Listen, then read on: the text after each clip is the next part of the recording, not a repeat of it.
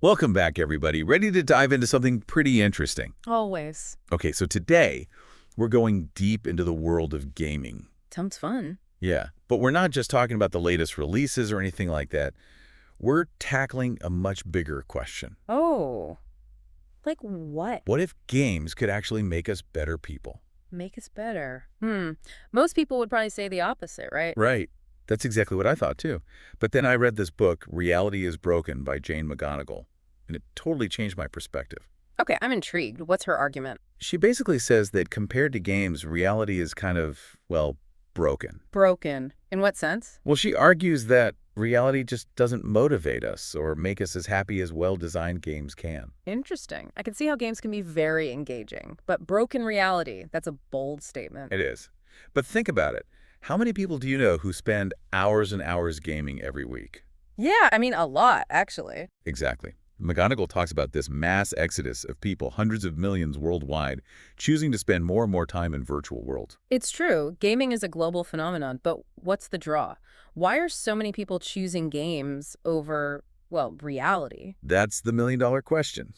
And McGonigal digs into it, exploring what makes games so captivating and how they tap into our deepest human needs. I'm all ears. What did she find? Well, first, let's look at the sheer scale of this trend. By 2012, the gaming industry was projected to be worth a staggering $68 billion annually. Wow. It's more than a lot of countries' GDPs. Exactly.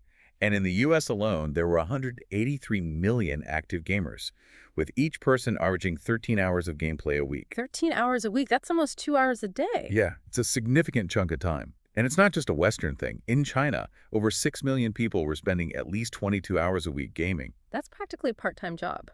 Okay, so clearly something about games is resonating deeply with people. But what is it? Well, McGonigal argues that games are so engaging because they provide something that reality often lacks, a sense of progress, achievement, and purpose.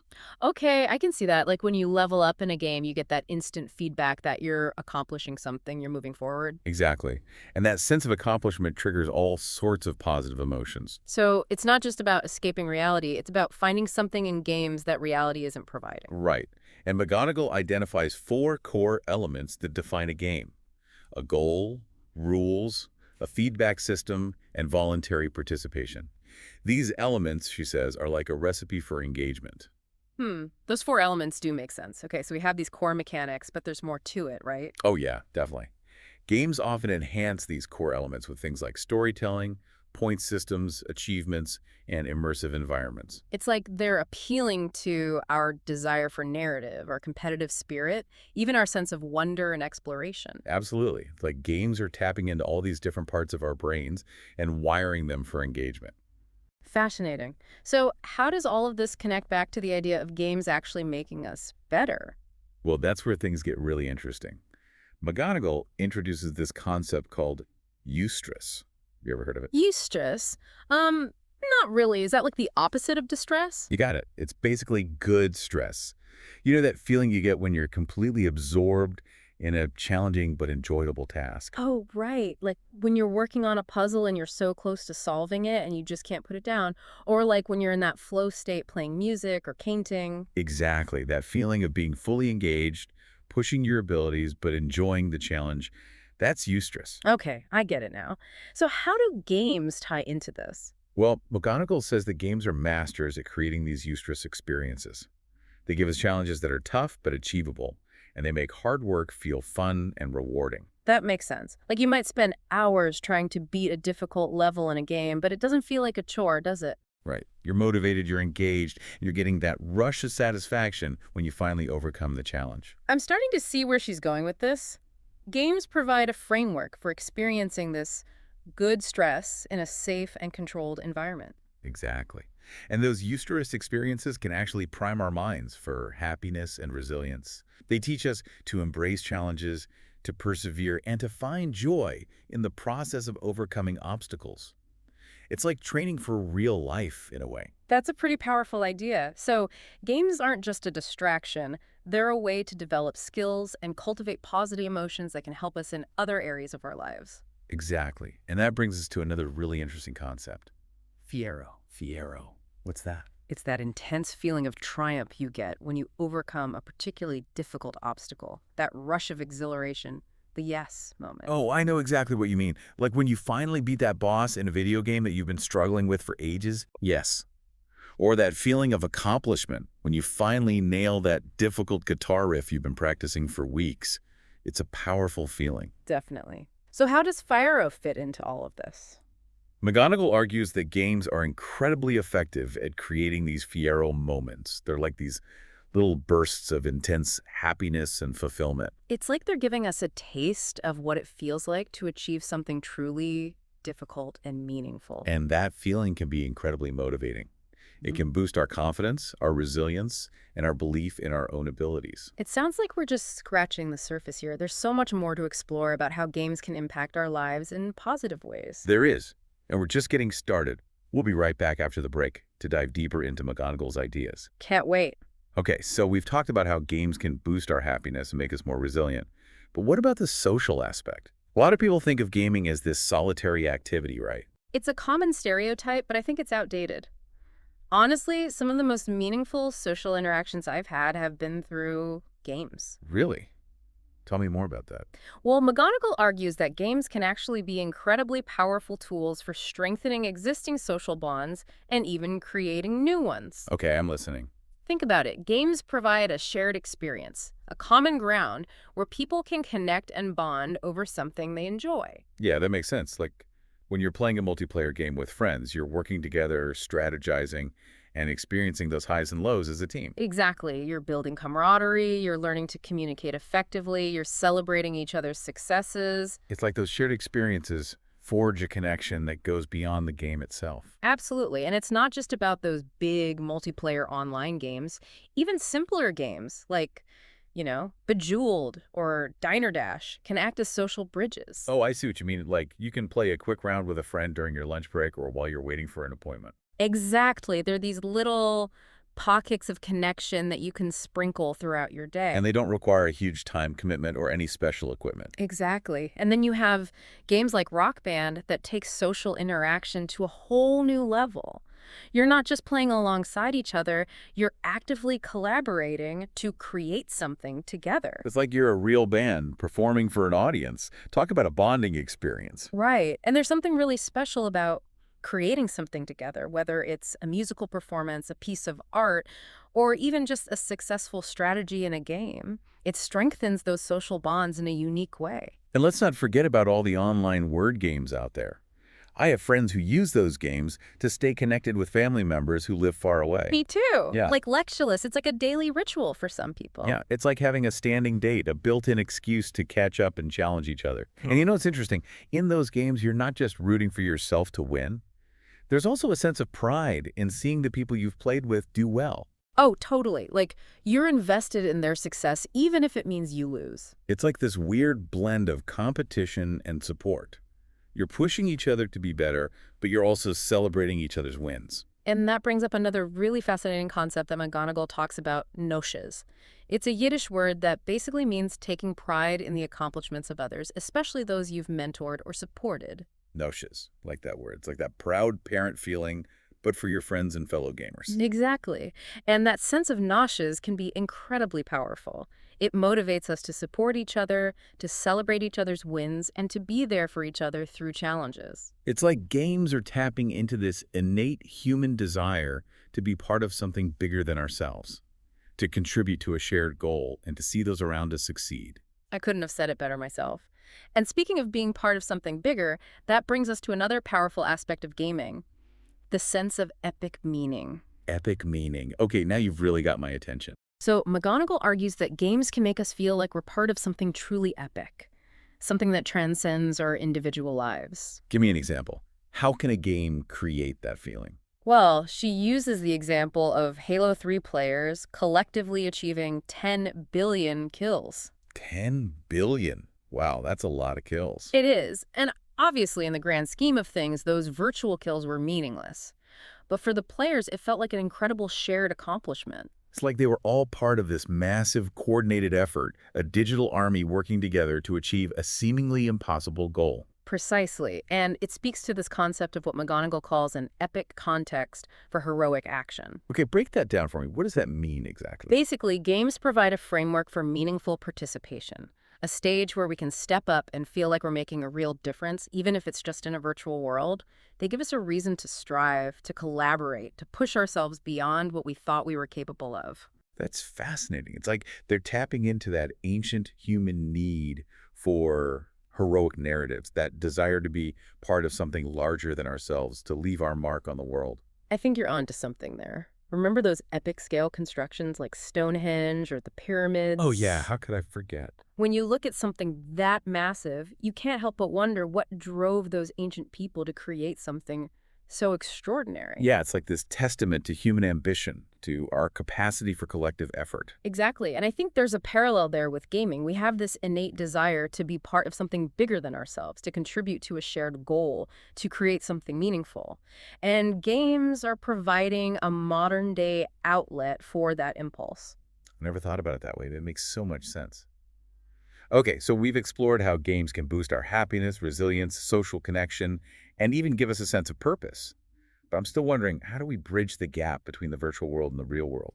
How do we take all those positive effects of gaming and apply them to make a real difference in the world? That's the big question, isn't it? And that's where things get really exciting. Mm, tell me more. Well, McGonagall introduces this concept of alternate reality games, or ARGs for short. These are games that break free from the boundaries of virtual worlds and spill out into real life, blending the best of both worlds. Okay, so it's like taking the fun, engagement, and problem-solving aspects of gaming and applying them to real-world challenges. You got it. It's about using game mechanics to motivate people to tackle real-world issues and to make a positive impact on their communities and the world around them. I'm starting to see the possibilities here. Do you have any examples of ARGs that are already doing this? Absolutely. McGonagall herself designed a game called Super Better, an ARG that's all about helping people cope with illness and recovery. Wait, so it's a game that helps people get better. How does that work? Well, it uses game mechanics to motivate people to adopt healthy habits, build resilience, and tap into their inner strength. So instead of passively accepting their illness, Yeah. they're actively engaging with it, turning recovery into a game, a quest to overcome obstacles and emerge stronger on the other side. Exactly. And it's not just about illness. There's a school called Quest to Learn that's designed entirely around game principles. Imagine a school where learning feels like playing a game, where kids are constantly leveling up their skills and knowledge. Wow, that sounds amazing. No more boring lectures or tedious textbooks. Right. It's about making learning fun and engaging, but it goes deeper than that. It's about tapping into the power of games to foster collaboration, problem solving, and that sense of agency we were talking about earlier. I'm starting to see a pattern here. It's like games are this incredible training ground for developing essential life skills, those collaboration superpowers that are so crucial for success in the real world. And it's not just about individual skills, it's about learning to work together, to coordinate our efforts, to leverage our collective intelligence to tackle complex challenges. So how do we take those collaboration superpowers that we develop in games and unleash them in the real world? How do we make that leap from virtual collaboration to real world impact? Well, McGonagall points to some really inspiring examples of how people are already doing this. One that really stands out is a game called The Lost Ring. It was an Olympic-themed ARG designed to be a global collaboration laboratory. A global collaboration laboratory. That sounds intense. It was. The game spanned 6 continents and challenged players to uncover the secrets of a fictional lost sport from the ancient Olympics. Wow, so they weren't just playing a game, they were collectively creating a new piece of history. That's so cool. It was. To solve the mystery, players had to translate ancient texts, solve puzzles, organize real-world events, and document their findings. It sounds like they needed some serious collaboration superpowers. They did, and they pulled it off. In the end, they created a 943-page multimedia document detailing the history and rules of this lost sport, and they even staged real-world labyrinth races in cities all over the world. That's incredible. So they went from playing a game to reviving an ancient sport. It's like they tapped into this collective intelligence, a network of minds working together towards a common goal. Exactly. And it makes you wonder, what else could we achieve if we harness that kind of energy and collaboration on a larger scale? What if we could channel those gaming skills towards solving real-world problems? I'm ready to sign up. How do Yeah. we make that happen? Well, McGonagall has some ideas. One is incorporating game-like elements into crowdsourcing projects. Like, what if we could make contributing to scientific research or solving community problems feel as engaging and rewarding as playing a game? It's like turning real-world contributions into a giant multiplayer game. What a brilliant idea. Right. And there are already some examples of this in action. There's Folding at Home, which uses gamers' spare computing power to help with disease research. And then there's The Extraordinaries, a micro-volunteering platform that turns everyday tasks into heroic missions. So instead of feeling like we're being burdened with these problems, we're motivated by the challenge, the sense of progress, the thrill of working together towards a shared goal. Exactly. And it all comes back to creating a sustainable engagement economy where meaningful contributions are recognized and rewarded. An engagement economy where doing good feels good. I love that. And it's not just a pipe dream. There are real-world examples of games that are making a positive impact right now. Absolutely. Like Ground Crew, a mobile wish fulfillment platform. It's like a real-life superhero network. Wait, seriously. Tell me more about Ground Crew. Players can use the app to grant real-life wishes in their local communities, like delivering groceries to an elderly neighbor or helping someone move furniture. Wow, that's incredible. It's like gamifying good deeds. And speaking of gamifying everyday tasks, there's a game called Lost Jewels that tackles energy conservation. Oh yeah, Lost Jewels is brilliant. Players can wager virtual currency on each other's ability to reduce their energy consumption. So instead of feeling like you're being lectured about turning off the lights, you're motivated by the thrill of the game and the potential to win. I love it. It's a fun and engaging way to promote sustainable behavior. All these examples are so inspiring. It's like games are evolving from a form of entertainment into a powerful tool for positive change. It's like we're entering this era of world-changing games. Exactly, and McGonagall takes this idea even further with her concept of the long game. Imagine a game designed to engage every single person on the planet in a collaborative effort to solve global challenges. Whoa, a game for the entire planet. That's some next-level thinking. It is, but she argues that if we can create games that captivate billions of people for entertainment, why can't we create games that inspire us to work together to solve real-world problems? That's a really powerful question, and honestly, it gives me hope.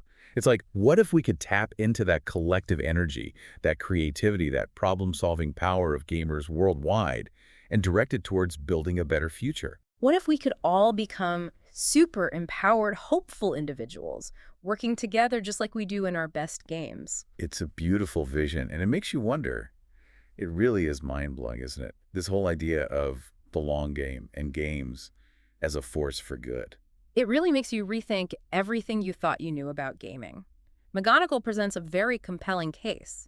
It's not just pie-in-the-sky idealism either. She's grounded in research and real-world examples. Yeah, one thing that really stood out to me was how she talks about games shifting our thinking towards those big, long-term issues, like global challenges. Right, like planetary stewardship, sustainability, those big, complex problems that can feel so overwhelming. Exactly. It's like, how can games even help us wrap our heads around something as massive as taking care of the planet? Seems like such a daunting task. Well, she gives the example of games like Spore. Have you ever played Spore?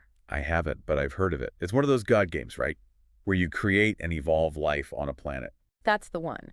And McGonagall points out how games like that encourage players to think about the interconnectedness of ecosystems and the long-term consequences of their choices. It's like a virtual laboratory for exploring the complexities of planetary management. I like that, a virtual laboratory. Mm. It takes away some of the fear of making those big decisions, right? Yeah. You can experiment, you can see what happens, you can learn from your mistakes. Exactly. It's a safe space to explore those big, complex systems. And then there's this whole category of games called forecasting games. They're designed to simulate those really challenging planetary issues and help players brainstorm solutions. Well, that's interesting. Like what kind of games? Well, she talks about one called World Without Oil. The premise is pretty simple, but the implications are huge. What's the premise? It challenges players to imagine a world where, well, we run out of oil. Oh, wow. Talk about a reality check. I bet that sparked some interesting conversations. It did.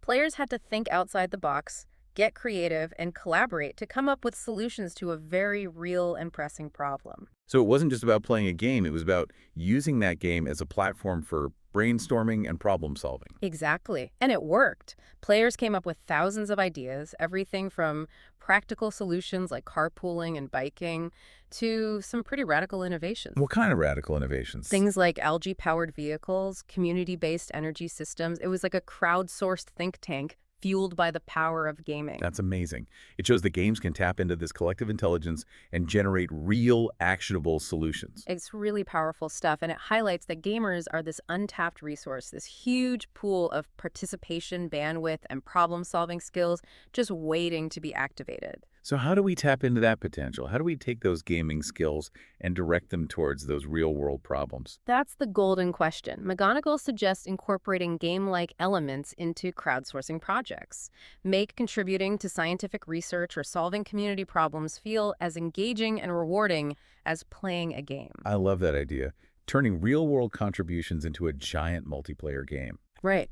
She gives examples like Folding at Home, a project that uses gamers' computers to help with disease research, and The Extraordinaries, a micro-volunteering platform that turns everyday tasks into heroic missions. So it's not about guilt-tripping people into doing good. It's about making it fun and engaging, tapping into that natural desire to play, to win, to contribute. Exactly. Create a system where doing good actually feels good, where people are excited to participate and make a difference. She calls it an engagement economy. It's like rewarding people for being actively engaged in making the world a better place. It's brilliant. And it's not just a futuristic concept. There are already games out there making a positive impact. Oh yeah, we talked about Ground Crew. Exactly. And there's Lost Jewels for energy conservation. There are so many creative and innovative approaches out there. It's really inspiring. It is. This whole conversation has really opened my eyes to the potential of games to be a force for good. Me too.